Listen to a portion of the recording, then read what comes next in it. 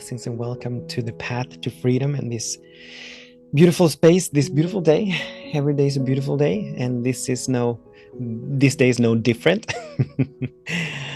And welcome to this space of us expanding our consciousness, of us raising our vibration, of us setting ourselves free to be in ever-expanding love and joy and harmony and wholeness and beauty and abundance and all these amazing qualities, where we get to set ourselves free to continue to soar, to shine, to glow beyond imagination, where we get to continue to set ourselves free to allow for the next great and grand, and the next great and grand, and the next great and grand, an eternal allowing forever greater and grander expressions of who and what we are to emerge.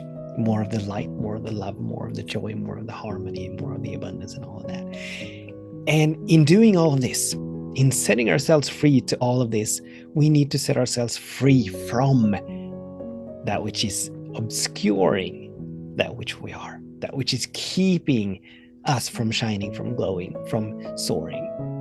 So we get to set ourselves free from the small, limited thought patterns and judgments and opinions and stories, from a sense perhaps of not being enough, from a sense of not having enough, from a sense of limitation, from a sense, ultimately, from a sense of separation from the good that we are and that we wish to experience. So my name is Daniel Roquillo, and as always, I'm deeply grateful and honored that you are choosing to join me here. The more the merrier. And we're always reminded that we are not necessarily doing this, or we're not, it's not even necessarily, we are not we are not doing this only for ourselves. Yes, we are doing this for ourselves, but as we are doing it for ourselves, as we're doing it within ourselves, we are assisting the midwifing of the new world to emerge.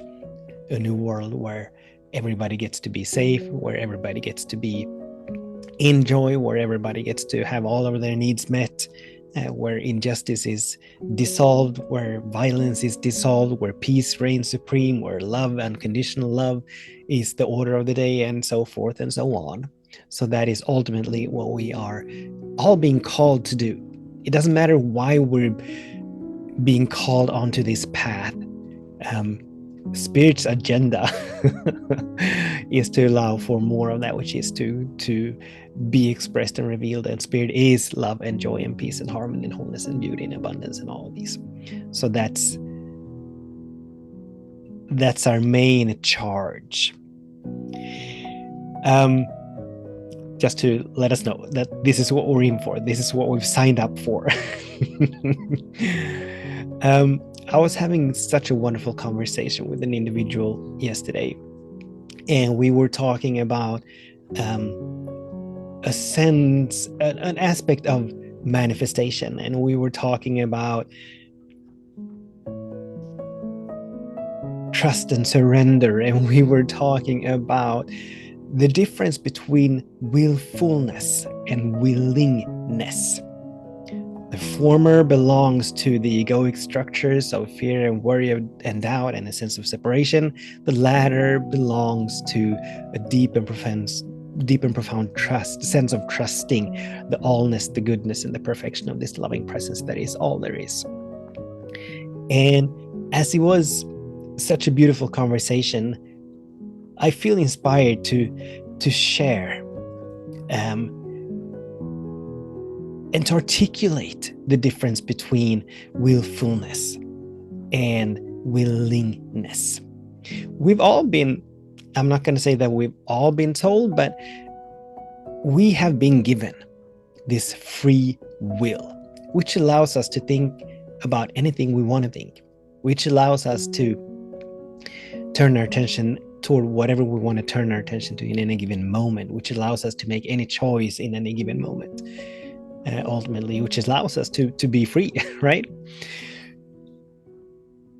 And as we're moving towards something, we have our intentions, we have our visions, we have our dreams, we have our goals, or whatever, or whatnot. As we're moving toward that, we need to realize that manifestation is not something that we make happen.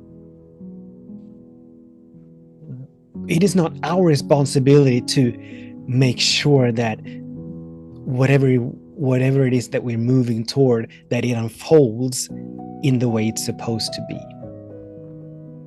We are not responsible for the manifestation. Yes, I absolutely know from both my own personal experience and from how I hear other individuals speak relative to manifestation and goals and visions and all of that, that it is so normal and it is quite easy for us to lean into want to micromanage, to lean into want to control, to lean into want to figure out how to get from point A to point B, or how to get from here to there.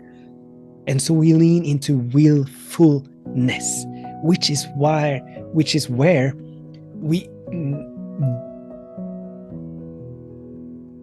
lean into activities. We stuff our days with activities. We busy our minds with trying to come up with a perfect plan to make the manifestation happen, to make the demonstration happen.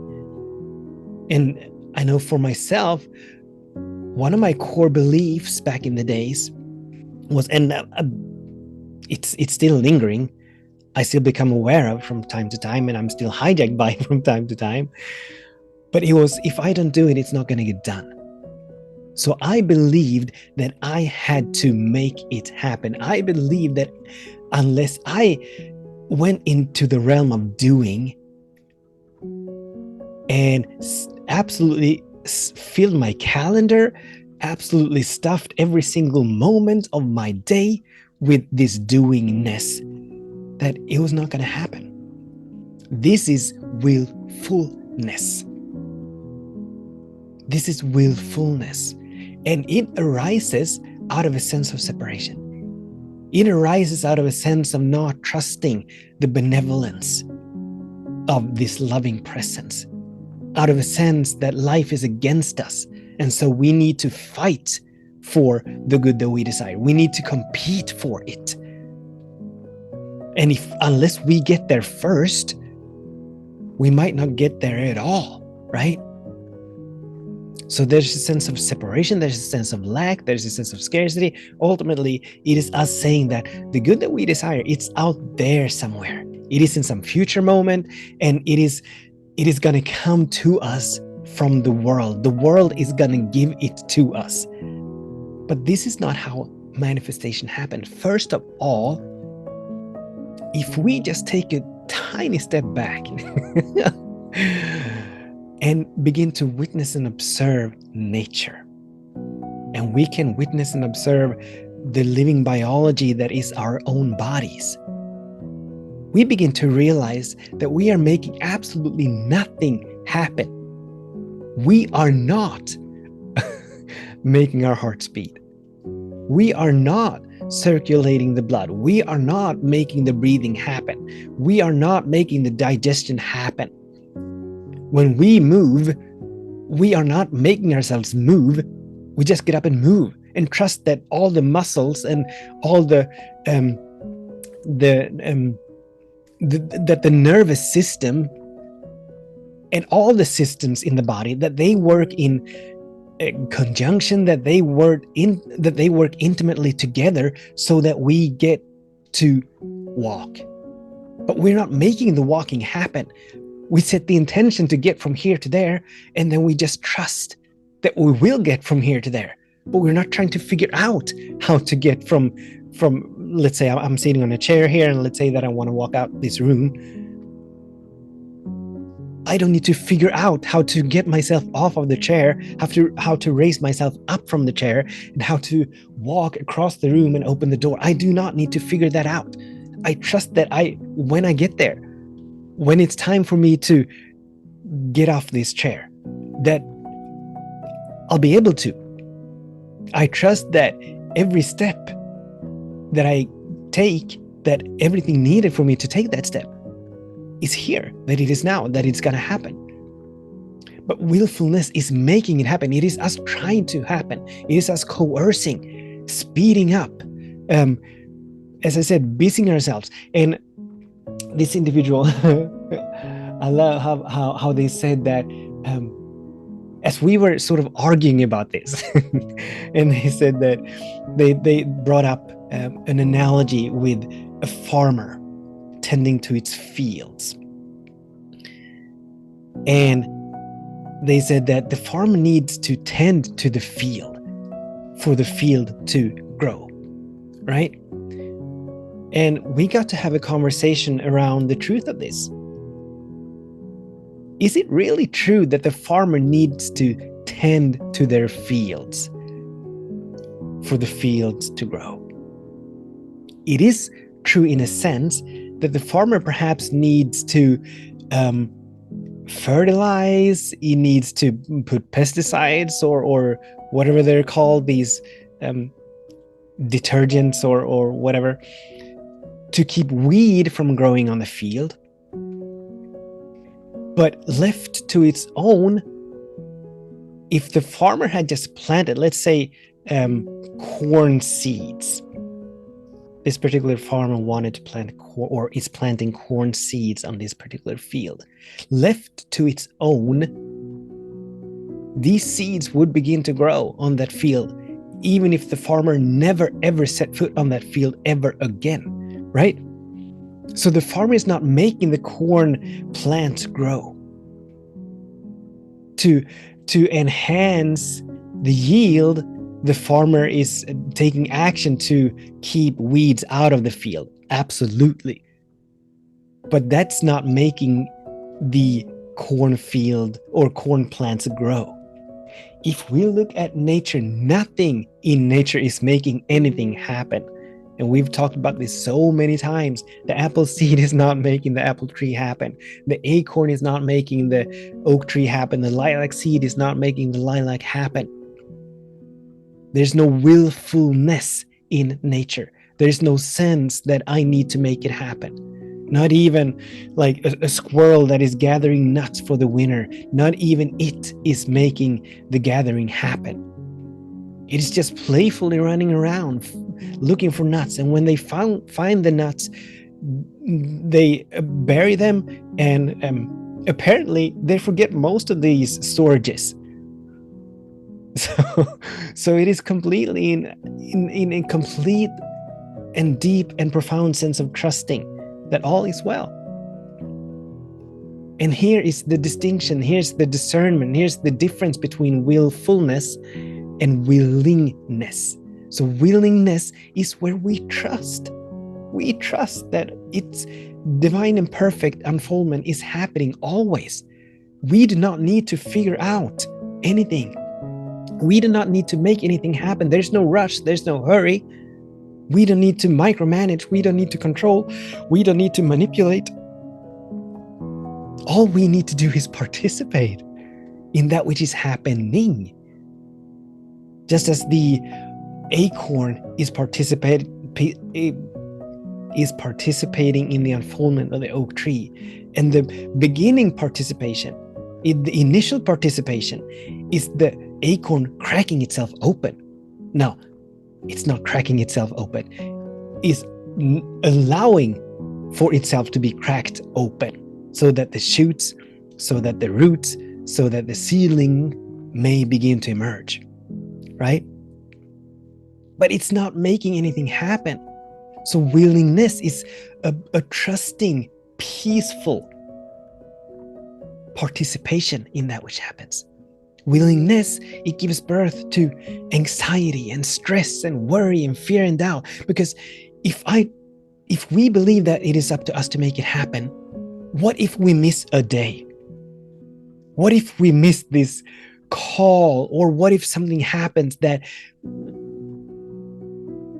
we don't have time to do what is on our agenda or to-do list or whatever the case may be?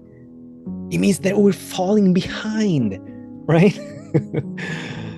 So there's a constant stress to show up, to make happen, to lean into activity. Willingness, there's a gentleness, there's a peace, there's an ease, there's a flow, there's a grace, there's a joy in allowing that which is happening to happen.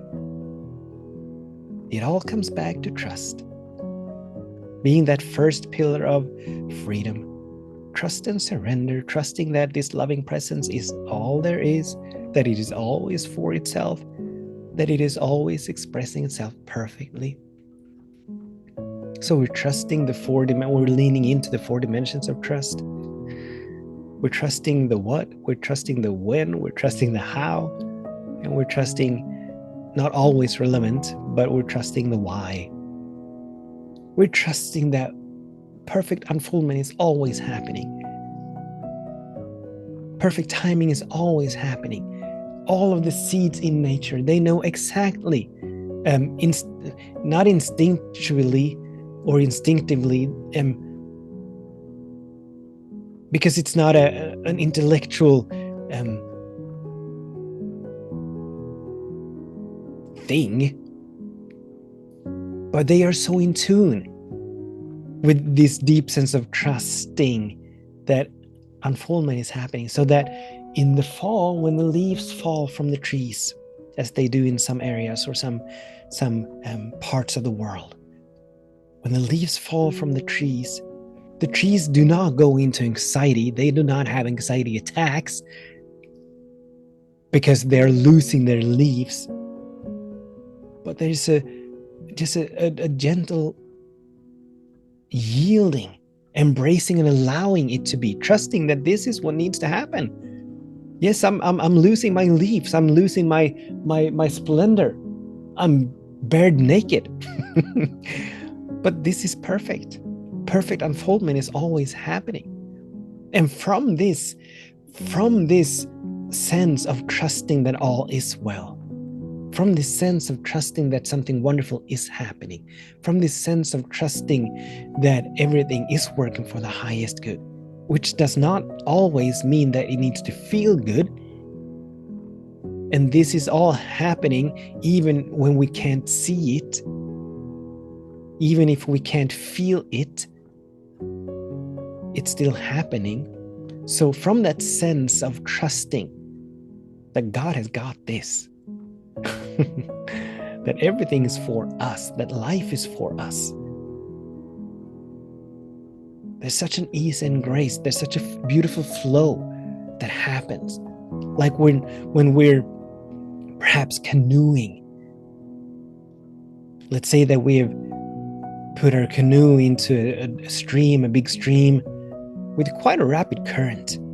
And we can either choose to paddle our way against the current, and there's a lot of effort, there's a lot of struggle, and we are barely making headway, right? Or we can turn the canoe around to go again, or to go with the current.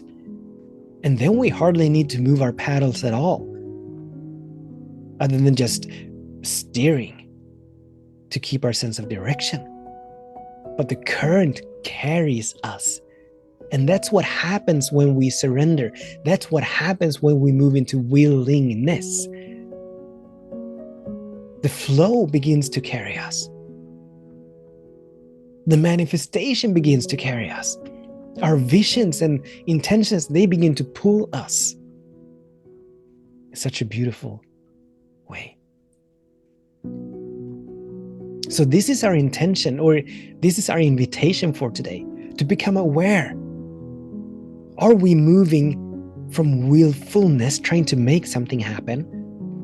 Or are we moving from willingness, allowing that which is already happening, that which is always happening, to emerge, to well up from within us, from the depth of our being? And the questions then are,